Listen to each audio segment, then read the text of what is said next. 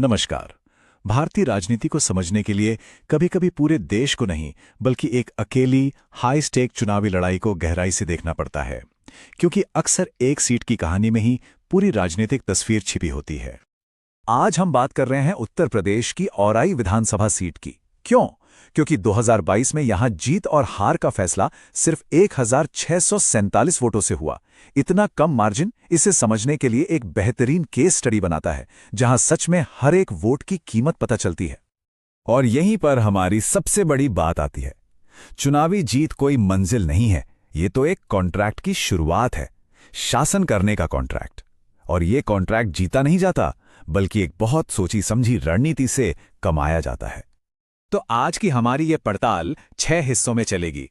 हम जमीन की हकीकत को समझने से शुरू करेंगे और फिर देखेंगे कि जीत के लिए एक ठोस रणनीतिक योजना कैसे बनाई जा सकती है। चलिए शुरू करते हैं। चलिए पहले हिस्से पर आते हैं। यहां हम राजनीति को सिर्फ सत्ता की लड़ाई के तौर पर नहीं, बल्कि एक व्यवस्थित, एक अनुशासित इंजीनियरिंग प्रक्रिया के तौर पर देखेंगे।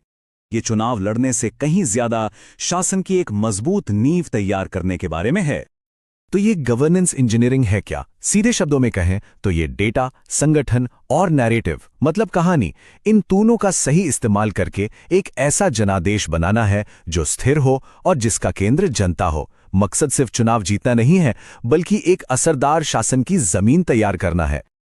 ठीक है, अब थ्योरी से हटकर जमीन पर उतरते हैं। औराई विधानसभा क्षेत्र की सामाजिक और राजनीतिक मिट्टी को समझते हैं, क्योंकि कोई भी रणनीति बनाने से पहले ये जानना सबसे जरूरी है कि वहां के लोग कौन हैं, वो क्या सोचते हैं।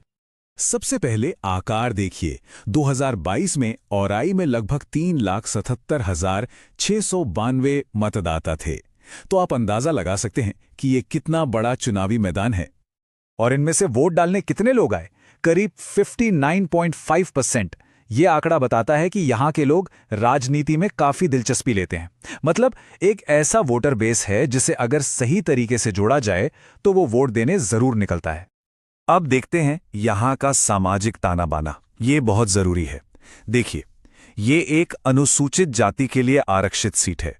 यहाँ लगभग 23% अनुसूचित जाति, 13% मुस्लिम और यादव ओबीसी की भी एक अच्छी खासी आबादी है। इसका मतलब साफ है, यहां जीतने के लिए एक मजबूत सामाजिक गठबंधन बनाना ही होगा। अब जरा चुनावी नक्शे को पढ़ते हैं। पुराने नतीजे ना किसी भी क्षेत्र के बदलते राजनीतिक मिजाज की कहानी बताते हैं। डेटा में पैटर्न छिपे होते हैं, बस उन्हें पढ़ने की जरूरत है।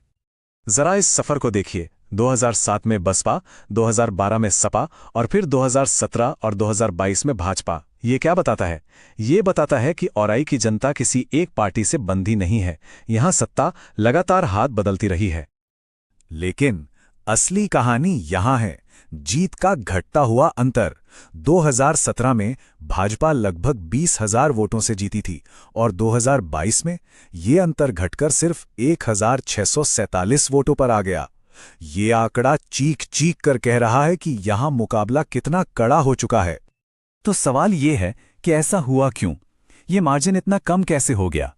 इसे समझने के लिए हमें 2022 के राजनीतिक परिदृश्य का और गहराई से विश्लेषण करना होगा। और यहां यह समझना जरूरी है कि किसी भी राजनीतिक विश्लेषण में हर व्यक्ति की गरिमा और सूचित सार्वजनिक भाषण की जिम्मेदारी बनाए रखना हमारे संवैधानिक मूल्यों का आधार है। अगर हम समाजवादी पार्टी की बात करें तो उनकी ताकत क्या थी? एक मजबूत दलित उम्मीदवार और हार का अंतर सिर्फ 0.74% होना। यह दिखाता है कि जमीन पर समर्थन तो था, लेकिन कमजोरी कहां थी? भाजपा के मुकाबले संगठन बहुत कमजोर था, लोकल फंडिंग की कमी थी और बूथ पर काम करने वाले कार्यकर्ता भी कम थे। अब जरा बाहरी ताकतों पर नजर डालते हैं। राजनीतिक गठबंधनों की वजह से ओबीसी वोट बढ़ गया।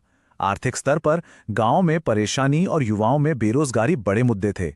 सामाजिक तौर पर जातीय ध्रुवीकरण बढ़ रहा था। और हां, टेक्नोलॉजी, लगभग 65% लोगों तक स्मार्टफोन की पहुंच ने इसे एक बड़ा हथियार बना दिया था। तो इस पूरी जटिल तस्वीर को देखते हुए जीत का रास्ता कैसे बनाया जाए, इसी के आधार पर हम एक ब्लूप्रिंट पर आते हैं। एक ऐसा रणनीतिक ढांचा जिसे हम चतुर्मुख सिद्धांत कहते हैं। इसके 4 मजबूत स्तंभ हैं। पहला स्तंभ है चुनावी ताकत। इसका मतलब है दलित, ओबीसी, मुस्लिम सामाजिक गठबंधन को फिर से खड़ा करना। सामाजिक न्याय का एक ऐसा संदेश देना जो इस पूरे वोटर बेस को फिर से एक साथ ले आए, उन्हें ऊर्जा दे।